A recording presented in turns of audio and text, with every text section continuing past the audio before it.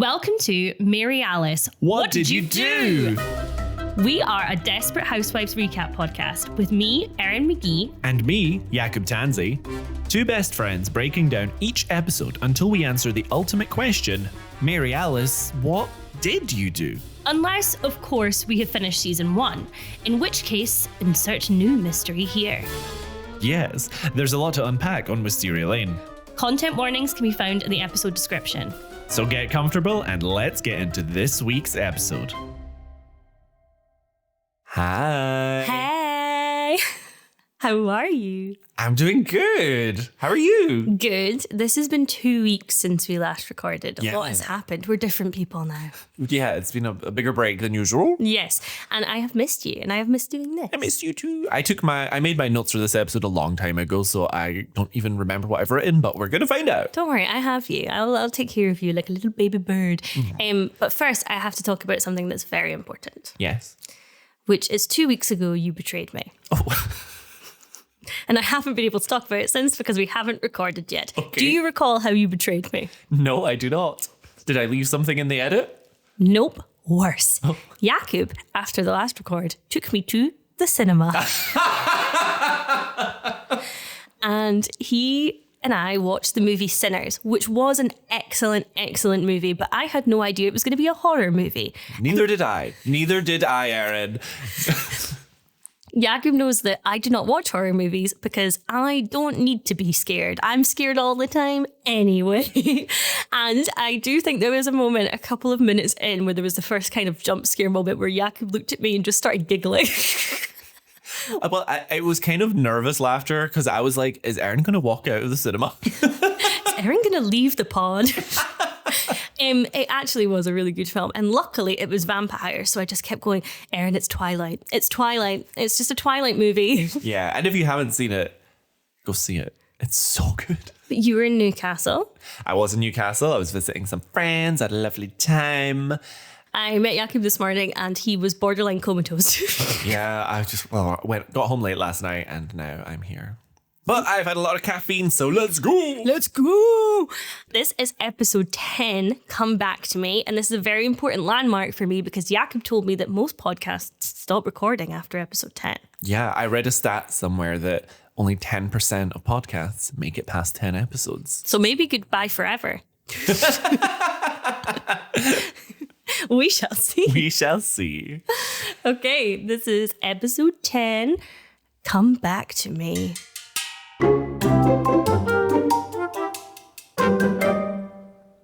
We get a montage of Maisy Gibbons, if we remember her. She was kind of leading the mums in the Little Red Riding Hood school production a few weeks back at Barcliff Academy with Lynette. And we just see shots of her doing her regular housewife activities, helping kids with homework, etc.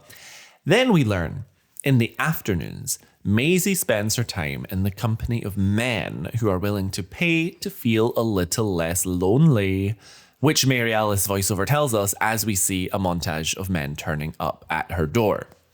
We then hear Maisy talking with one of her gentleman callers post-hookup. We find out that Maisy's husband lost his job a while back, which led to them not being able to afford their country club membership. She talks about how she couldn't stand one of the women at the club, pitying her after this happened. But since she started her little hobby, that woman's husband started coming to her. And clearly this gives Maisy a lot of satisfaction. And then we find out the man that she is talking about is Rex Van de Kamp. Dun, dun, dun. Which I find really interesting that you, in a previous episode, mentioned that Rex has the Madonna horror complex. Yes. And this is like the core opposite of Brie, at least in this aspect of Maisy's life. He's got like the mothery aspect at home with Brie and then the purely sexual aspect here with Maisy, which I thought was interesting. It's completely fascinating. And also, I have to clock that the client that she is speaking to in the beginning is the dad from Even Stevens. Great. Just for anybody at home that watched that. Clearly, Jakub didn't. Now, if you remember when Maisy Gibbons first came came up, I referred to her as Dark Bree. You sure did. Rather than Dark Lynette. This is obviously why. However, I might actually take that back later in the episode when we learn a few other things, but I will explain that when we get to it. Yes. So I think in my head, when I last watched this series, I must have been quite young. I had it in my head that this sex worker and Maisy Gibbons were two different characters. Ah. I think because in my head, when we see her in this episode, she is styled differently. As much as she looks like herself, the hair's a bit more Dolly Parton. The makeup's a bit more sultry. And I'm not saying that all white women in suburbia look the same, but I am saying that in The Secret Lives of Mormon Wives, I've struggled. And then we get our lovely theme song, our opening credits. And then we've got a scene that doesn't fit anywhere else. Yeah. So we're just have to talk about it as an isolated incident. Yeah. We are all collectively still grieving Martha Hooper. So we see Edie banging on Martha's door in the morning, and she is basically worried genuinely about her. And Mary Alice gives a great voiceover of, Edie didn't like worrying. She felt it gave her wrinkles. What I was thinking is, she needs Brie to knock down the door. Oh my God, yes, get that superhuman strength back. Yes. One quick call to Brie and this could all be over. But what's important is that's where Edie's at in this episode. She is on the case and she's showing genuine concern about Martha. And I think the genuine nature of that is going to be something that we come back to. But until then. Also, Martha's front lawn was covered in newspapers that have been left there. So like, how long has it been that she's been missing, quote unquote? Yes, is it a daily newspaper, a weekly newspaper? How are they getting the newspaper out? Well, she's editor-in-chief, no? They must have had a backup plan. Yeah. But to put Edie aside for a millisecond, we should crack on to what's going on with Gaby. So the last episode ended on the cliffhanger of Carlos being taken away by the FBI. So we get a courtroom scene as Carlos is at his bail hearing post-arrest in the previous episode. Gaby and the women are in the gallery and he's essentially being accused of importing goods manufactured by slave labor through his company. His business partner has already left the US and Carlos refuses to surrender his passport, or at least claims that it's been temporarily misplaced. And Carlos's lawyer argues the whole thing was Tanaka, his business partner, but he's essentially denied bail until he surrenders his passport. I like that all of the women are here, presumably to support Gaby, but I do have to acknowledge at this point that even someone as a mild acquaintance, if their husband is at trial for something, I would show up in air quotes to support, aka to witness the entire thing. As has been established, you're here for everybody's business. Yes, I'm not minding my business. I'm minding yours. Our next scene, Gaby is wanting Yowlin to help with hunting the passport down in their house. But Yowlin knows what side her bread is buttered on, and she's concerned about being paid. Gaby writes her a check and gives her an advance, but Yowlin is skeptical. You know who does take a check, Jakub? Mama Solis. Mama Solis. What makes Yowlin more skeptical, I would say, is when Gaby's car is outside being seized. The car from a few episodes ago that Carlos thought to take her breath away, which is ironic because mid-sentence there, I ran out of breath. Gaby's embarrassed about this happening in the middle of the street where the neighbours can see and cover up that they're actually just taking the car away for a paint job. It's also interesting that Gaby is willing to write her a check of 3 weeks in advance, because I think it's a bit of a sign of how dependent she is on Yowlin. And then we see Gaby talking to Carlos's lawyer, angry about her car being taken away, and he makes it clear that the government can take whatever they want, basically. Gaby is really upset because a lot of the stuff she actually bought for herself with her modeling money. I suppose it's really all she has to show for her own hard work rather than just living completely off of Carlos. So I think that those particular possessions really do give her some kind of sense of independence, which we've discussed before she doesn't have much of in her marriage. Yes. So it is a big deal. It's a huge deal. Yeah. She even says, I have dug myself up from dirt to be able to afford these things and no one is going to take them away from me. And I think it shows a side of Gaby that the superficial nature of her and her like yearning for materialistic things is rooted in this trauma. Potentially what we were talking about a few episodes ago, that her stepfather would enter her room when she was a teenager, and the next day she booked a flight to New York at 15 and presumably has been completely independent since then. So these things do matter. And I do think that the people that say money doesn't matter are the people who have it. Absolutely. And I'm just putting that out there. Yeah. And then the scene ends with the lawyer suggesting she finds a good hiding place, as they can't take what they can't find. And she absolutely follows that advice in the next scene. Gaby says, bet. The next time we see Gaby, she shows up at Bree's house to let Bree borrow some of her china. She also looks very disheveled for Gaby, which I wanted to note. So I don't know if we've seen her hair up yet. We saw the low side pony as the closest thing in the dinner party episode. And her makeup here is a lot more subtle. And she's actually giving more later seasons Gaby without giving too much away. Yes. So Gaby is fully unpacking her life into Bree's garage after Bree gives her, like, I would say a millimeter of, I suppose you could maybe store some. No, the entire house will be in Bree's garage. There's a hilarious shot of Gaby pushing her couch down the street with like a comical amount of furniture piled up on top of it. The woman is strong. She is jacked. Bree is notably fuming, and Gaby knows that she has overstepped, but the shot kind of goes, neither of them's going to talk about it. Yeah. I also love that some of the things that Gaby takes over are her 3 giant canvas paintings of herself. Yep.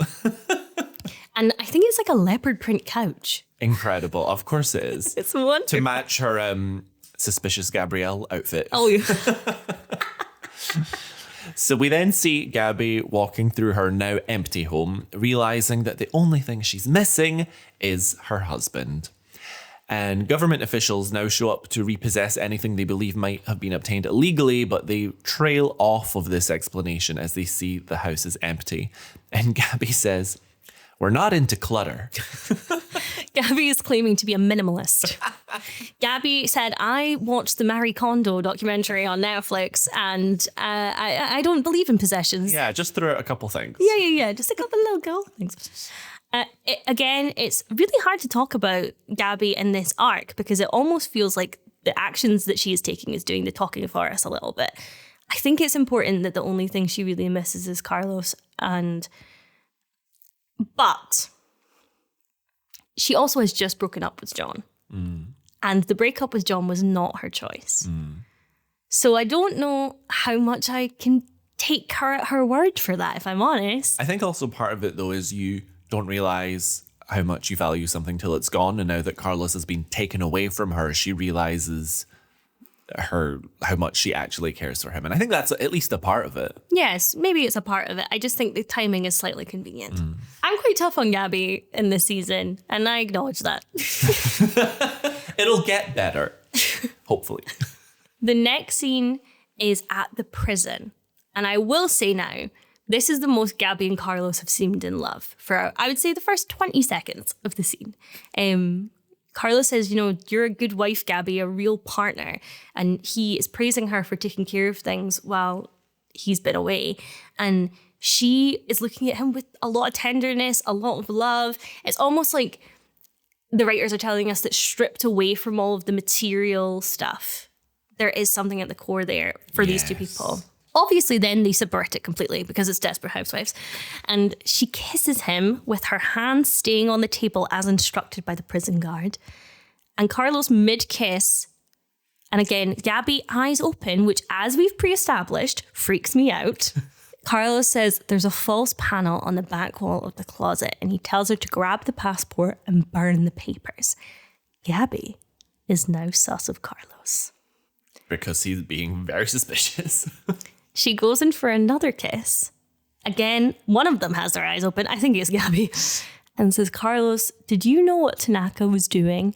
And it seems like Carlos avoids the question. Yeah. I can't help but laugh during the scene, even though it's not meant to be super comical, just because it's so awkward. Their lips are physically pressed against each other and they're like, It's so silly. It's a little bit ridiculous, but I do get it. But I'm kind of sad for it. I feel like Gaby and Carlos were almost close to a breakthrough, and it's taken away again because guess what? These two just do not trust each other. And do you know what? They're both right not to trust each other. They're made for each other. Exactly. Yeah. And that's Gaby. Short and sweet this episode. Yeah, short and sweet. And thankfully, we have no appearance from John the Child Gardener, so I get to have some peace. You're going to sleep well tonight. I sleep so badly, Jakub. In fact, you know what? We're going to get there. This might come up. Alrighty then.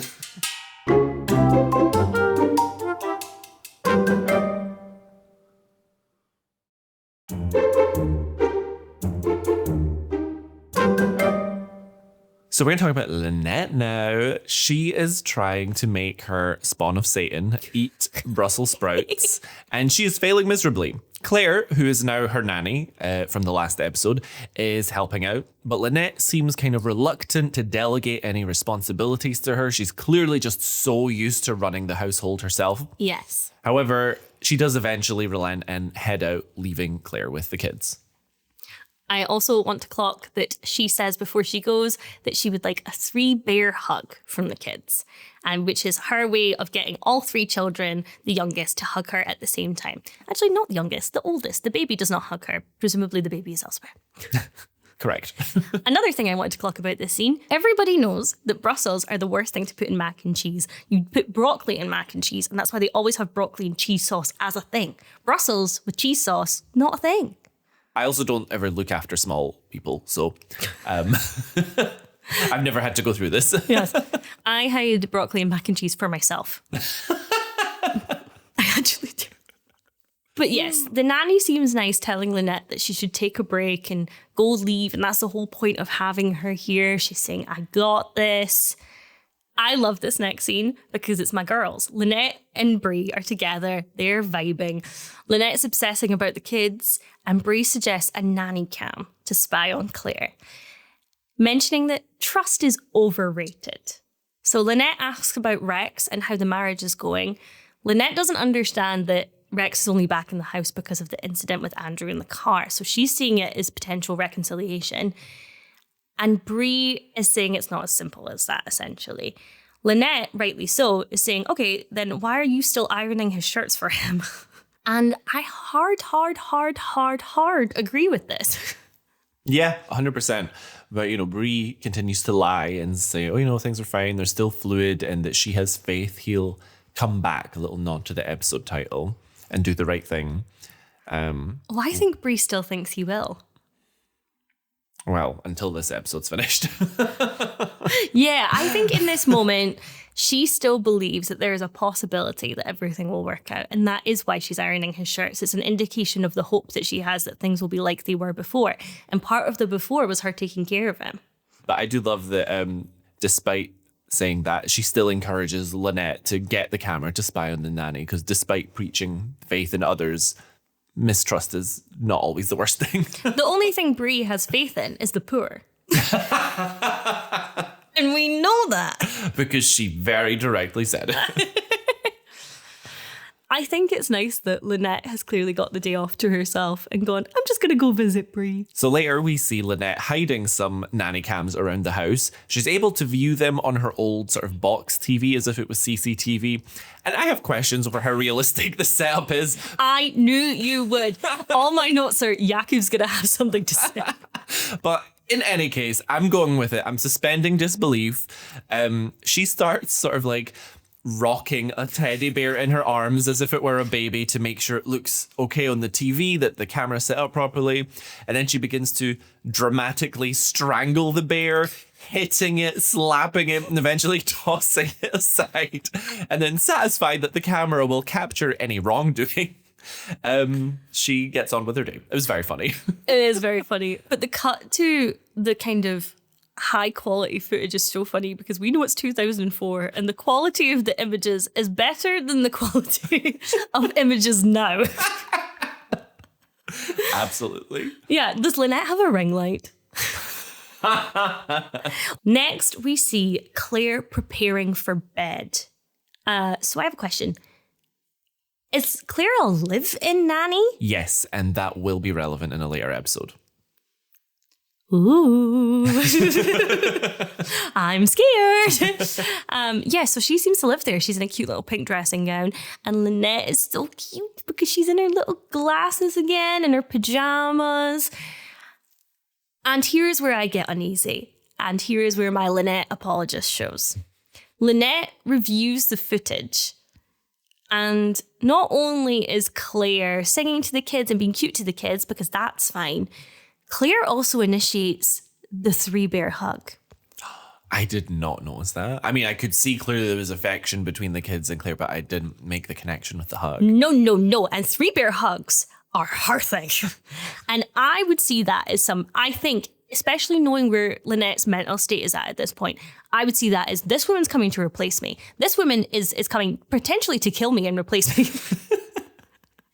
I want to see that horror movie. I feel like that's the plot of any horror film where there is a babysitter. Probably, yeah. But yeah, I kind of feel like Lynette, it isn't too big of a jump here that she is feeling offended and feeling like... We know a really core wound for Lynette so far has been comparing herself to other people.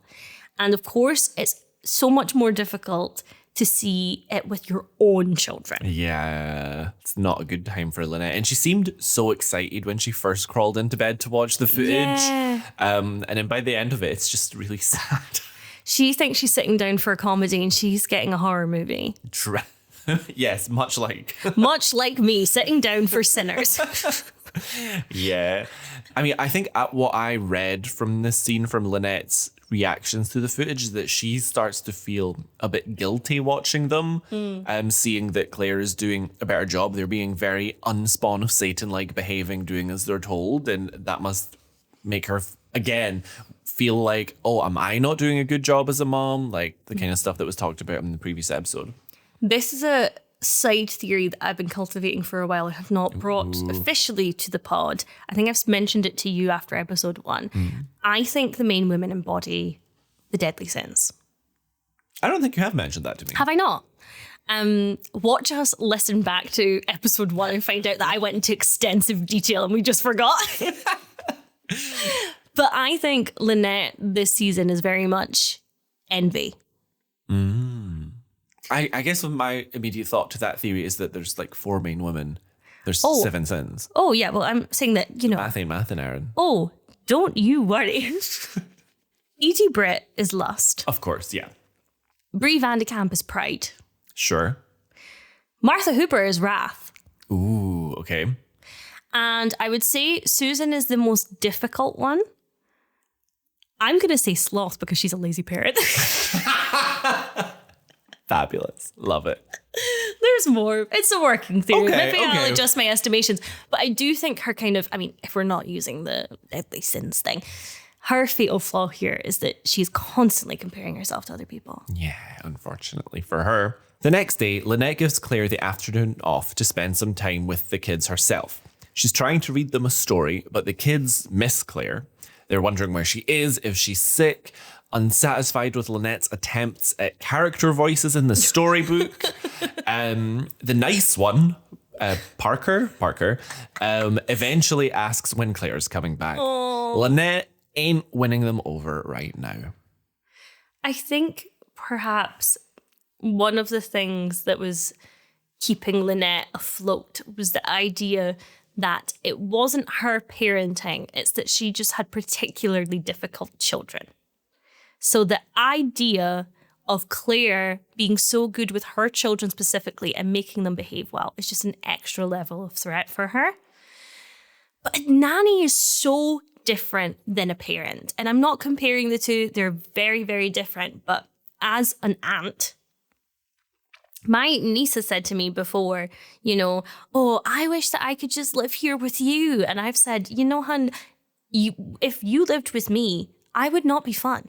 And you would hate me. And you would hate me because I would have to discipline you. And what do you mean? You wouldn't be able to have pancakes every day. I wouldn't be taking you out all of the time.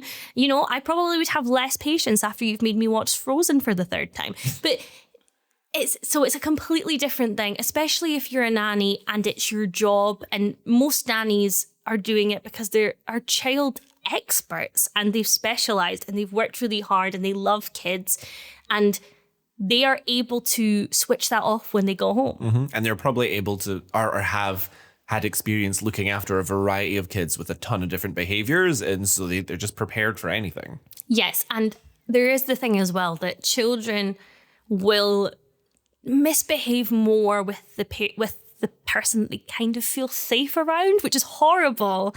But a lot of the time, for example, if a child is perfect in school, they might act up at home because they feel safe with their parent to act up at home. So there's a lot of things going on here. We then see the next day Edie approaching Lynette, asking if Martha had left her a spare key. She says that she left her laptop in there with some stuff she doesn't want anyone to see. But I think that's just a cover so she doesn't have to admit to being concerned for a friend. I completely agree, and I wrote that too. I think she misses her best friend, and because they ended things on slightly bad terms, her kind of pride is getting in the way. And if Martha does show up, she'll say, well, I was only caring so that I could look for your my laptop that was in there. 100%. Lynette doesn't have a spare key. Edie also clocks that Lynette is looking good. She said, okay, Jakub, interesting. She says, quote, "You're not looking half bad." Which by Edie's standards is a high compliment. I also feel like this is Edie trying to bond with one of the other neighbours now that she doesn't have Martha. I like that. I like that observation. And Lynette does open up to her a bit. Yes. She tells Edie about the nanny and alludes to the fact that her kids like the nanny more than her. And Edie tells Lynette about a nanny that she used to have, or court-appointed social worker. But that when her mom got out of jail, she was actually happy as the nanny was so strict. And basically, Edie is gently hinting at Lynette that she should turn Claire into the lesser of two evils for her kids. It's interesting that this is the most lore we've got of Edie so far. Yeah. That her mum did a little time. She had a thing for bourbon and shoplifting, is what she says. So we also know that the courts were involved. We've also had it established before that Edie didn't have a father figure. So it really seems like Edie raised herself. Yeah, and she has always given that vibe, to be honest. So yes, this absolutely, I believe, is her backstory. Mm-hmm. Next, Lynette is trying to find that beautiful middle ground with Claire. And she asks Claire if she will give the kids Brussels with their dinner. And Claire says that she has a trick with covering them in cheese. And Lynette delivers an, "Oh, you sly dog." And it's so funny because we know what's going to happen. This is like the start of the day, and Lynette is saying this as she's heading out for the day. And she also mentioned she's going to be out late. Where is she going? What do you think she's doing with her day? Because she doesn't have a job. Yeah. Oh, this is a great thing. What do we think Lynette is up to? Straight at the gate, she's going to the cinema. Why? Because that's the only thing that we know people know how to do in Fairview. Then I feel like she's waiting for the finance bros to go on their lunch and be hanging out at the local bar. And she's going and she's sitting. And just she's soaking up the ambience. Yes, for sure. And other than that, maybe she's killing somebody. What do you think? Imagine we just had a headcanon that Lynette was a full-blown murderer. And like it's never addressed on the show, but for us it's like, oh yeah, she's out killing. We know that, well, you have said she is the most violent of the housewives. I wonder if Lynette's just spying on Tom. I mean, she will, over the course of the show, spy on him, I think on several occasions. I mean, she has a nanny cam, so she's spying on people. That's her motif. There we go. Yeah.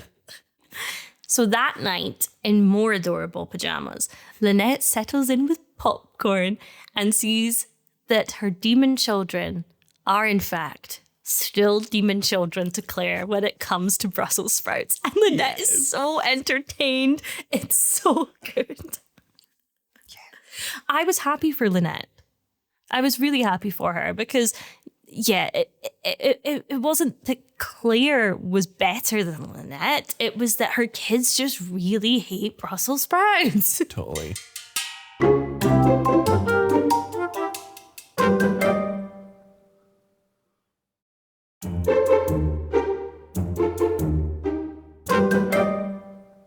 Let's get into Susan. And the title for this scene that you gave it on our shared Google Doc is I Want Hot Kung Fu, which is specifically the Chinese takeaway that we order from when we're at my house. Yes.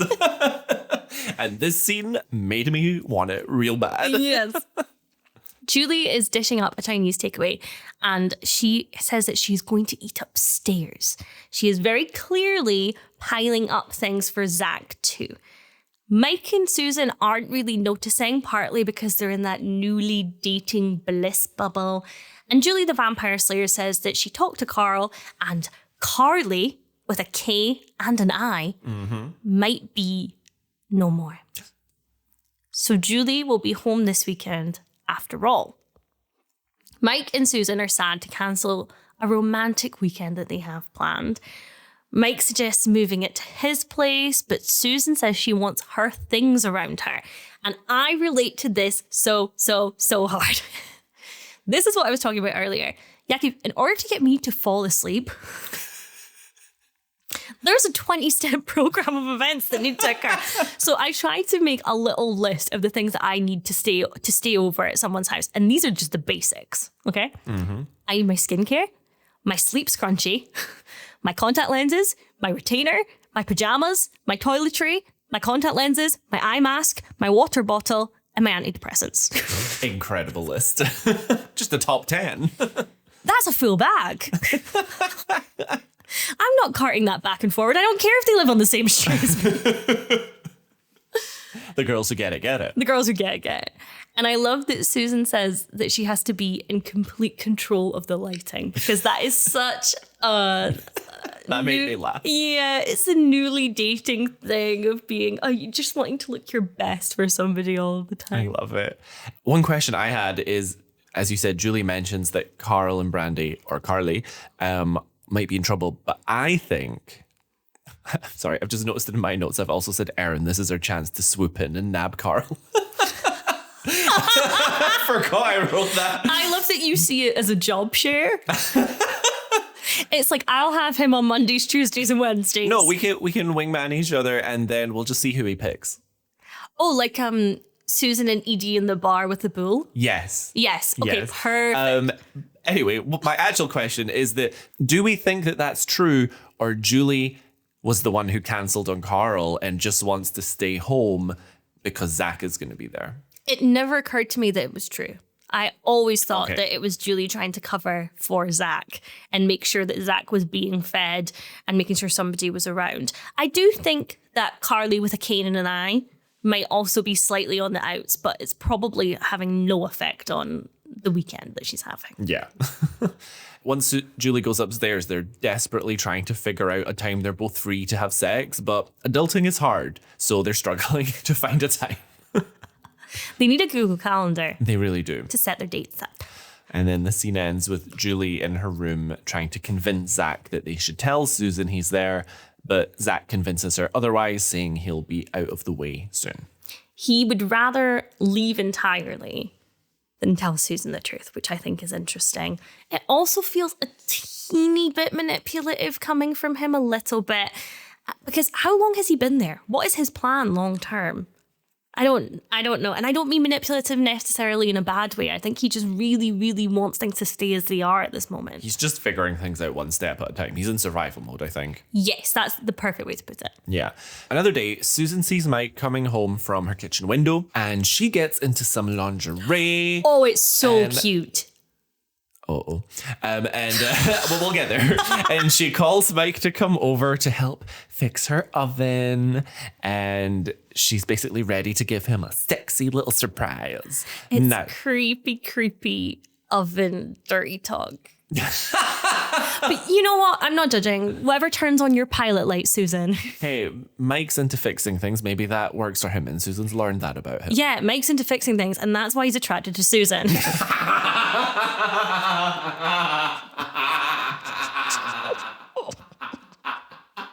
Oh, I think you broke me.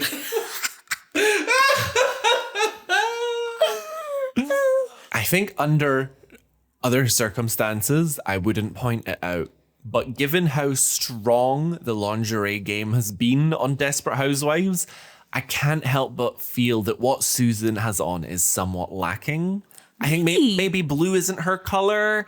I'm not sure. Oh, I liked it. With the baby blue, it's like a baby doll thing. I think there's different types of lingerie, as we all know. And I think it kind of makes sense that Susan isn't the typical kind of push-up bra and pants, that she would maybe go for something that's a little bit, dare I say, like a little bit girly, like a bit less womanly. A bit more teenager-like. Yeah. Ooh, okay. You're selling me on it more because that fits our narrative for Susan and Mike. Yeah, and the other weird choice about this outfit, okay, is that she's wearing heels. Yeah, maybe that was it, and I just couldn't quite clock that detail.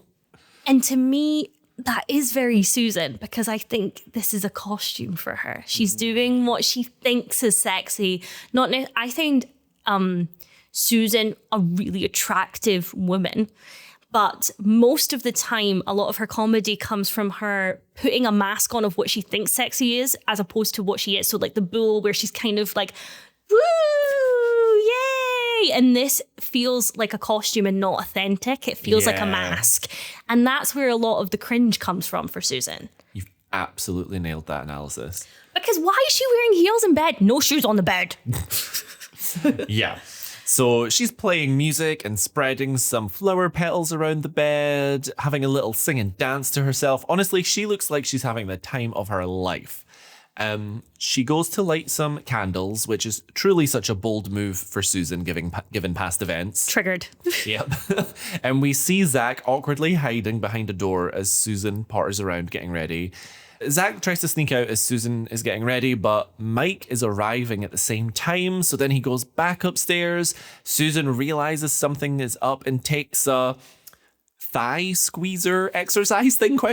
I put miscellaneous piece of gym equipment. Yeah. She takes something essentially to attack any intruder with. She's sneaking around, and in an incredibly predictable and very Susan turn of events, she rounds a corner and hits Mike, who gets knocked right to the ground. And then in all the chaos, Zach presents himself to Susan and Mike and just says, "Please don't be mad." Which is a very childlike response. He doesn't want mum and dad to be mad. Yeah. And if I were Zach, I would want to sneak out so I didn't have to hear Susan and Mike. Yeah, he was trying his best there. He was trying not to be traumatized. Yeah, that's where he draws the line. He's like, I will keep this a secret, but I will not hear you have sex. I think that it's interesting that Mike finally gets attacked by Susan for breaking into somewhere when we've seen him break into, is it Mrs. Froud's house? And Susan doesn't catch him. Well, Susan's also snuck into Mike's house in a sense, so I'm not going to start ranting about that again. I'll be here all day. We know that there's a neighborhood watch. What are they doing? That was a limited time event. Next, it's a very quick scene. We see Julie coming home and surprise, family meeting. We then cut to Julie defending Zach. And I get annoyed, not at Julie.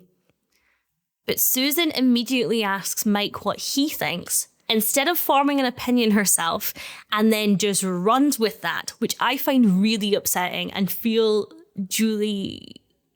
I'm trying to think about what I can say about this that isn't making it too much about myself in some ways. But I grew up with a single mum, and I had sisters, so, a bit different. But if she had taken someone's side over mine, and it was somebody who was new in our lives, that would really feel like the ultimate betrayal, having spent so much time just me and her building the dynamic that we have. Absolutely. And it continues Susan refusing to parent by essentially pawning the parenting off on someone else. Yes. And so Zach and Julie hug, and Mike is off to take Zach back home. And Susan, again, the way she says, we're going to talk about this young lady, feels so forced and foreign. And Julie just walks off because what's really happened is Susan has shattered an important part of their dynamic. Susan is constantly going, you and I are roommates, we are colleagues, we are partners, and then is trying to subvert it in this moment. And I think partly because Mike's there. Exactly. And she's like, essentially, Susan is trying to pick and choose when to be a mother for when it's convenient for her. Yes. And that's so unfair. Yes. So before knocking on Paul's door, Mike gives Zach his number in case anything ever gets really bad. And then Paul answers and hugs Zach. Mike says they'll talk later and leaves them. The next scene. Oh, this is one of my favorite scenes in the episode. This is one of my favorite scenes of the show so far, to be honest. Julie is in a very teenage drop initially reading, and Susan approaches. Susan says, I'm your mother. Julie says, since when? What's that supposed to mean? And Julie begins to call Susan out. Julie says what we have been saying for the entire podcast. She says, since Dad left, if there's been a mother around here, it's been me. And Susan is not happy about hearing this. Susan didn't leave bed for a week. Julie had to make sure Susan ate. Julie cleaned the house, and Julie made sure the bills were paid. Julie scheduled her own doctor's appointments. And Susan, I think, goes into defensive mode here, which I do think is understandable. But she starts saying, yes, that was a very bad time for me. But Julie immediately says, it's still going on. Yeah, and that really hits Susan. Like, she's really taken aback by that. Because I guess she doesn't realize just how much of an impact Carl leaving her had on her, I guess. I think also this is one of those conversations that was really important for Julie to bring up round about now. Because again, I think people revisit this idea with their parents a lot later. And then the parent gets defensive and says, that's not how it all happened. But Julie's got the receipts. She's got the evidence. And I will give Susan a little bit of ground here in that she listens and tries to take this on and tries to hear her, even though her initial instinct is to put a wall up. It's like Julie has been Susan's crutch this whole time, and Yes. that crutch has just been yanked out from under her, and she has to find her balance now. Yes. Yeah. And also, I just think that as a viewer, this lifted such a weight for me. Yes. Because it has just been such a long time coming, and one of the biggest frustrations of the show, I think. Yes, and I think it's quite brave of the show to address it and have that conversation. Definitely. Susan says about Zach, we could have gotten into a lot of trouble. And Susan, you've let a man into the house who has a gun, mysterious money, who another random woman has warned you about, and you have burned Edie's house to the ground and got Julie involved in covering it up. What do you mean we could have gotten in a lot of trouble? Definitely. Oh, I was peeved. Yep. And then at night, I don't know if it's the same night or a different night, Susan thanks Mike for helping with Zach and confides in him about her conversation with Julie. Sorry. Yeah. I'm on one. Are you going to talk about the fact that Mike calls her a great mom? As if he would know. That was the least of my concerns. Oh. We hear Susan acknowledge everything that we've been complaining about and kind of take accountability, but I really just wish that we would see her acknowledge all of this and take accountability to Julie. Yes. Not to Mike. Yes. Mike, like, of course Mike's going to take her side. He's just started dating her. He's going to be supporting her in whatever the hell she wants. But Julie needs to hear this stuff. And it was so frustrating for me after what felt like a little bit of a breakthrough for this to be the scene where she takes accountability. Yes. And I think we could have gotten so far if Susan apologized to Julie for this. It could have really laid the ground for their relationship shifting back to presumably what it was before the divorce. Mike comforts her by reminding her that she can come to him with all of this adult stuff now rather than going to Julie. And Susan really has made it seem like Julie was the only person that she could go to before. Yes. But hello, there are 3 other main characters that she's good friends with on the lane here. I think that's what it is too. She says, I just want somebody to talk to about adult stuff.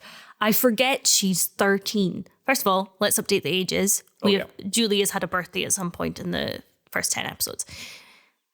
But just because you don't have somebody to talk to about adult stuff doesn't mean you should talk to your 13-year-old. She's not your friend. She's your kid. Mm-hmm. Oh my God. Yeah. Go to what's his name? Dr. Goldfine and talk about your sex life. I don't care. And do you know what? Mike and Susan really both peeve me off in this scene so much. His whole I'm here now. You're temporary, babe. You've been in the picture for 2 minutes. And also, we've already established that he's to finish his weird assignment and then leave. And this whole thing of, I'm here now. I'm going to take care of you. Mike's traditional values don't quite sit right with me. And Susan and Mike kind of both being like, aren't we just such a great couple? You're teenagers.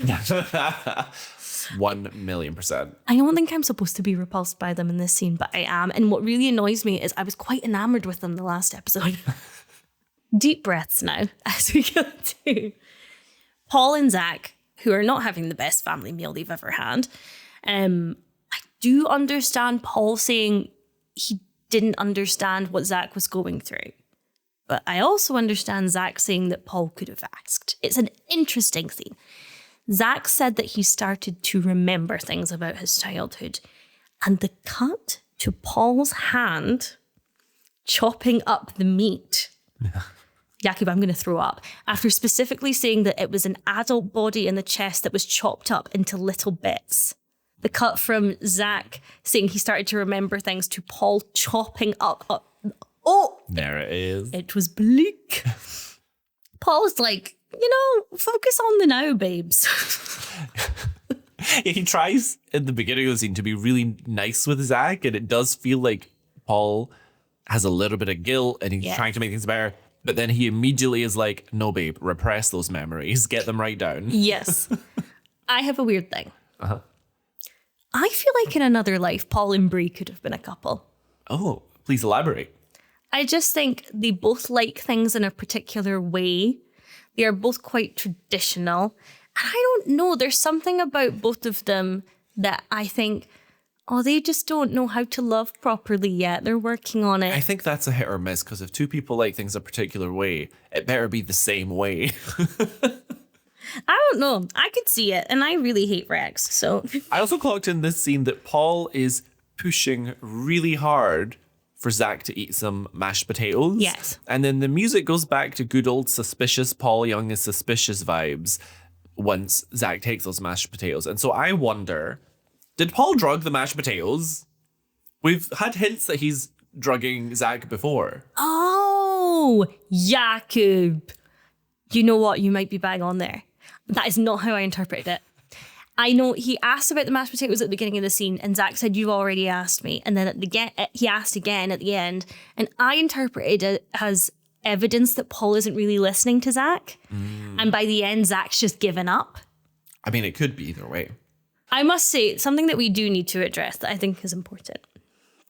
We are very critical of Susan's parenting. And as much as Paul is going through a lot, Susan isn't drugging Julie. Yeah, I think because Paul is clearly the villain, it's almost like we expect that behavior from him. Yes. Whereas Susan is one of the protagonists, so we expect more of her. Well, yes, this is something I want to talk about. Ooh. You and I both love television, so this is us talking about TV in the wider sense. Yeah. It is so much easier to love a character who starts horrible and then becomes nice than a character who starts nice and then does one horrible thing.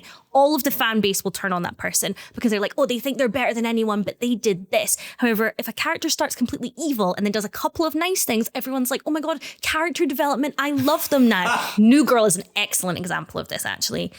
Jess from New Girl, who is the main character, who is always trying to be nice to anyone, people will pile on her for her mistakes, which aren't evil, which aren't horrible, even though Schmidt, who is lovely, but a bit misogynistic, is cheating on people. He's doing some things that should be unforgivable that if Jess did, I do think would be seen as worse. Definitely. And I love all of those characters. I love every character on New Girl. It's just an interesting part of television. You're absolutely so right for that. Or in the case of Susan, she started a terrible mom and she really just continues that trend. There is no character development. Show me it. Show me. Yeah, you're not wrong.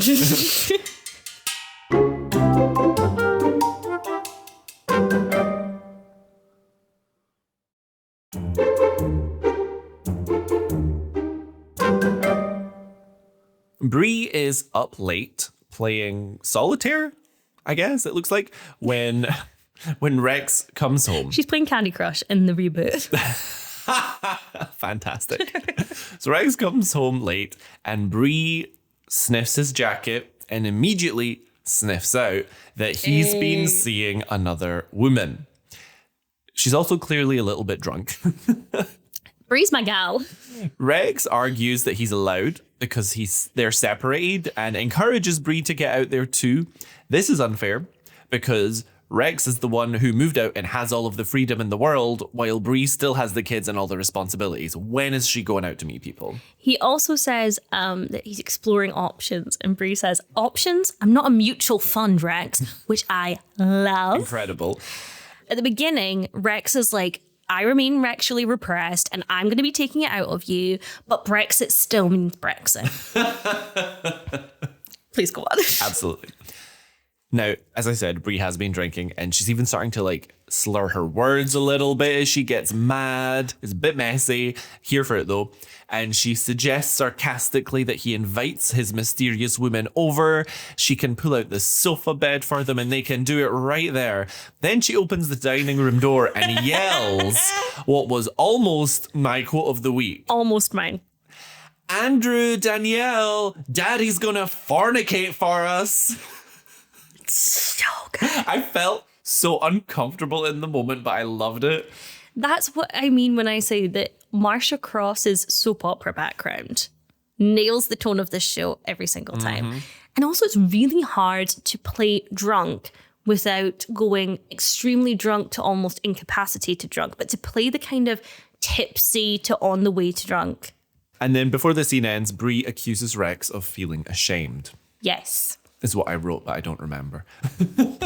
I have, Bree is not thriving in this moment, but I am still rooting for her. Yes, Bree's not thriving, but I'm thriving watching her. But bear in mind, Bree has been still ironing Rex's shirts and clothes, and he's come in those clothes smelling like another woman. And this scene in the chronological order of scenes comes before her scene with Lynette, so it adds like that extra layer when previously Bree was telling Lynette that, you know, it's good to have like doubts in people and have a little bit of mistrust. Yes. This is one of those scene, Jakub, that I was so immersed in that my recap is vibes. We see Maisy Gibbons, and she is asking spikes or pearls.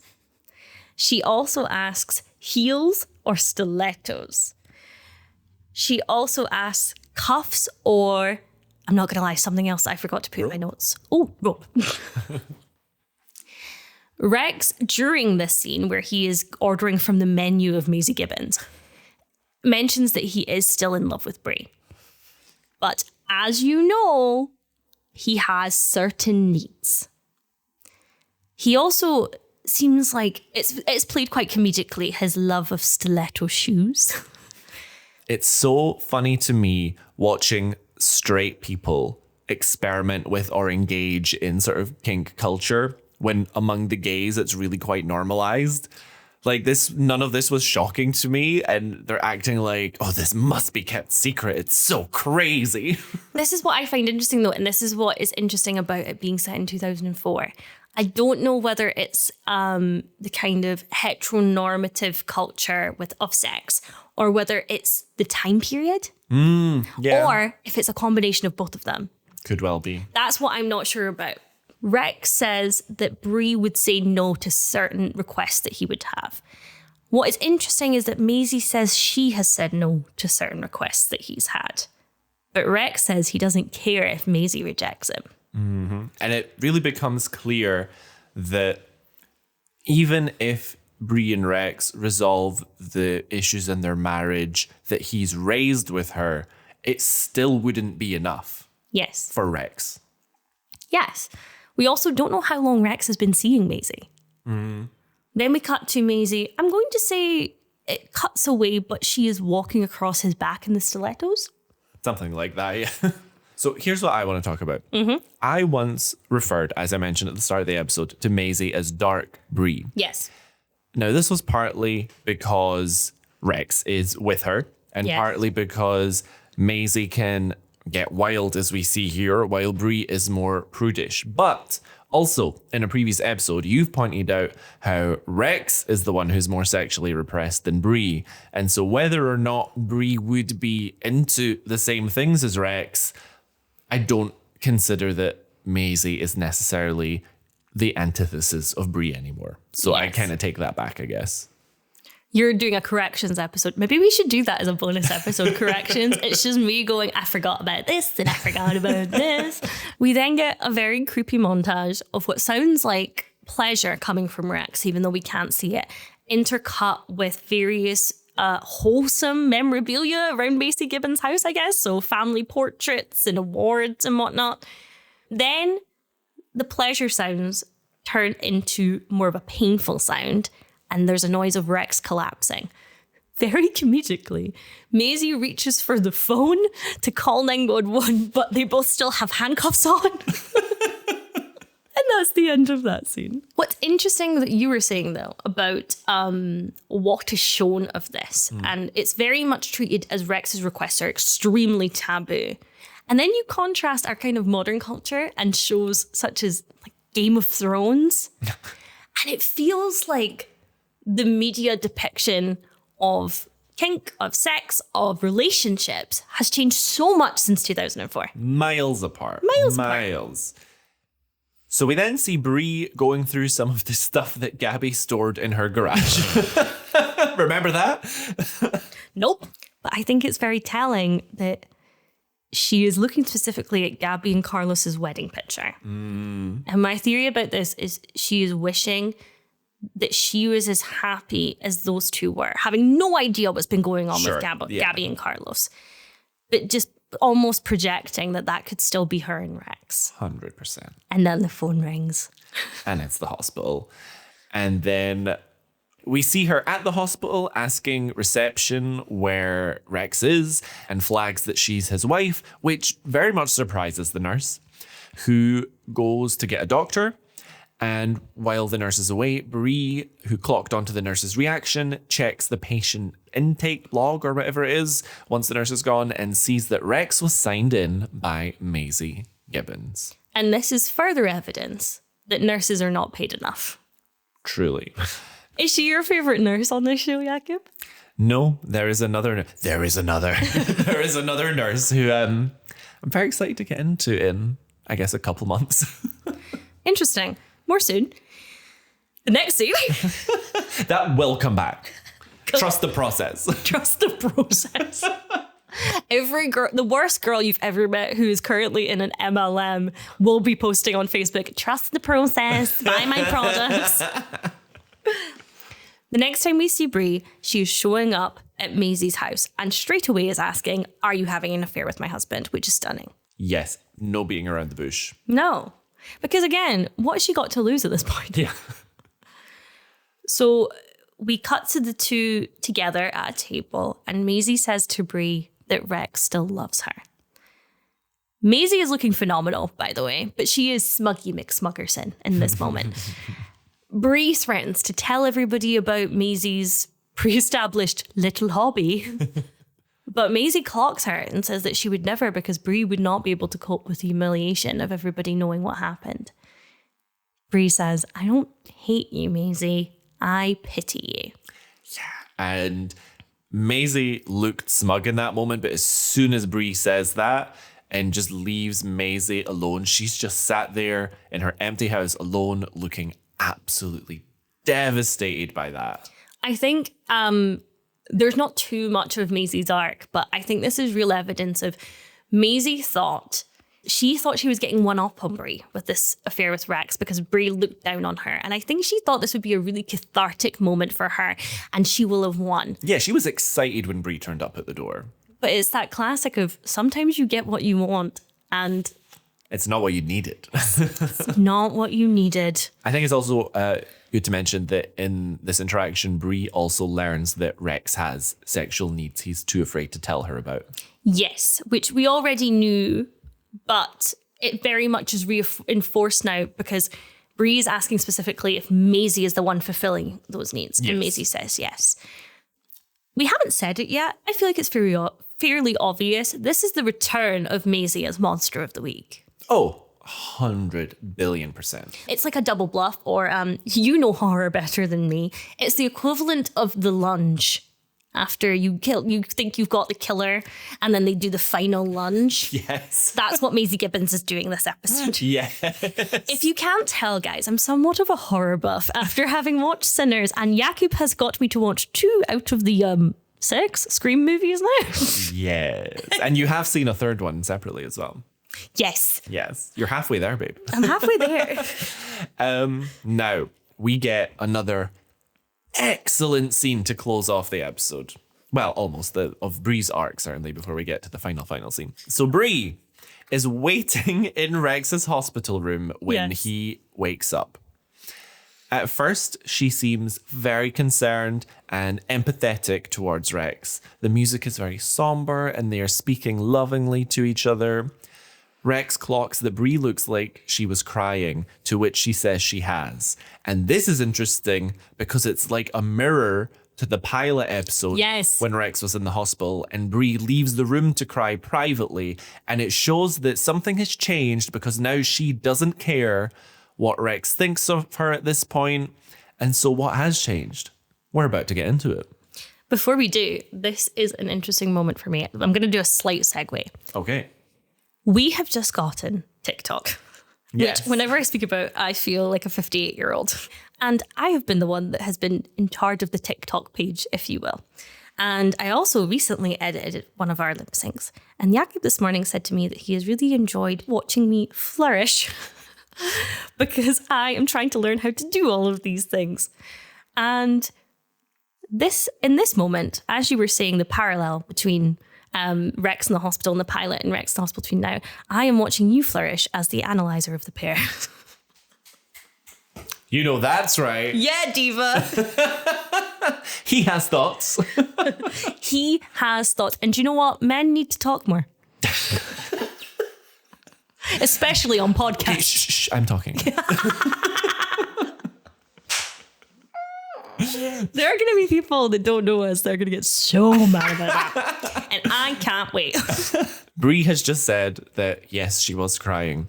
And then we get into what is our second monologue of the week that we have come across on the show. Do you have the whole thing written down as well? I absolutely do. Yes. Bree says that she was afraid that he would die, as she has so many things she needs to tell him.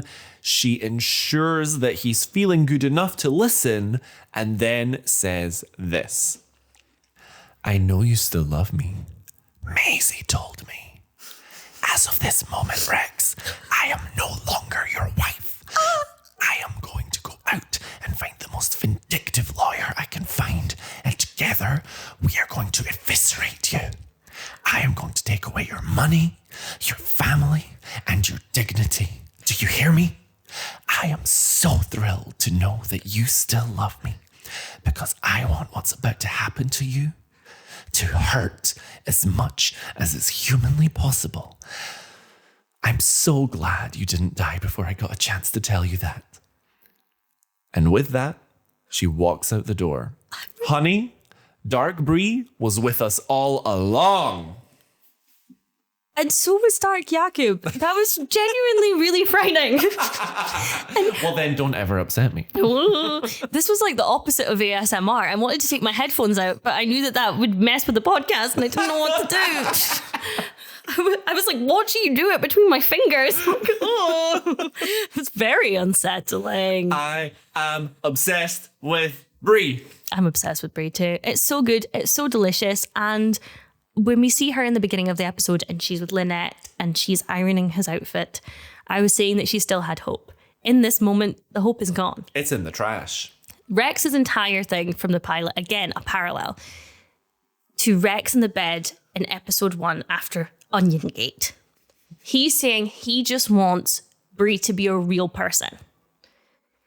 When have we seen a more real, authentic Brie than her telling him she is going to eviscerate him? It is so perfect. It's exquisite. I had chills through the whole scene. I was thriving. Yes, and she's stroking his face at first, which is making it even worse. Oh. Ooh. So we get to our final scene with the Mary Alice voiceover. And in this montage, where Mary Alice is saying trust is a fragile thing, Gaby finds the secret panel and the papers and the passport. Lynette waves to the kids and to Claire. Brie goes into the lawyer's office.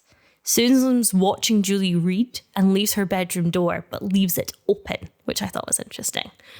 Paul is taking out the bins in the rain and looking quite handsome, but that's fine. And Edie has gotten the police to go and do a welfare check on Martha. And I know what you're thinking. This might be that we have forgotten about the outfit of the week. Yes, Erin. Because what I have said is that this policeman specifically is one of Wisteria Lane's fashion police. Yes. He used to work with Martha on the force, so Edie called in a fake. He's invested, yeah. Yeah. But Edie is in this pink umbrella, pink trench coat. I think this is the outfit Edie would have worn to the Barbie premiere. Yes, you were so right an episode or two ago when you said that pink is Edie's colour. I also like to imagine that she has many umbrellas to match her various outfits. Oh, yes. Also, Jakub, I've never been wrong in my life. So this makes complete sense to me, and I'm Can't wait surprised for you're the shocked. corrections episode. Sorry, I've just got something for the throat. The final cut is Gaby in front of the fire as she throws Carlos's passport in the flames. Yes. You got to whisper, so I want to do a little bit of a whisper bit. Ooh, chills. Yes, Mary Alice's voiceover tells us that in the end, most people choose to trust only themselves, as it's the only way to keep from getting burned. And she's kind of sat at the fireplace with the passport and the documents. So we assume she's going to throw the documents in the fire. Yes, it's the misdirect, the classic Debbie misdirect. And Mary Alice talking about getting burned as a woman who was cremated. Stunning. Beautiful work. I have started to think more and more we've got Mary Alice's personality. And I do think she pokes fun at the girls and herself a little bit. Absolutely. We love her. And next week, when we're back, we'll be in the top 10% of podcasts, as we'll have made it past 10 episodes, according to that one stat I read online. Don't quote me on that. Woo! Next episode, I believe, is very exciting for us. I have no idea what's next episode, so I can't wait. I think the next episode might have an introduction that you are interested in. Ladyfingers. Ladyfingers might be. You know, we're not going to get the payoff on that until like halfway through season 2 or something. Be patient. Trust the process. Trust the process. And hey, that nurse reveal's not coming for a while. I guess that's all we have for this week. Yeah. And as always... Yeah, that sounded very... Yeah! The caffeine's wearing off. Oh no, we better Okay, love you guys. Love you guys. As always, Stay desperate. Thanks for listening to this week's episode. Be sure to check out our Instagram for visuals, behind the scenes content, and more. You can find us by searching for Modded, that's MEWDYD. Or just search for Mary Alice, What Did You Do? This podcast is brought to you entirely by us, Erin McGee and Jakub Tanzi. If you're enjoying the show, don't forget to leave us a review. It really helps us out. Join us next time for another episode of Mary Alice, What Did You Do?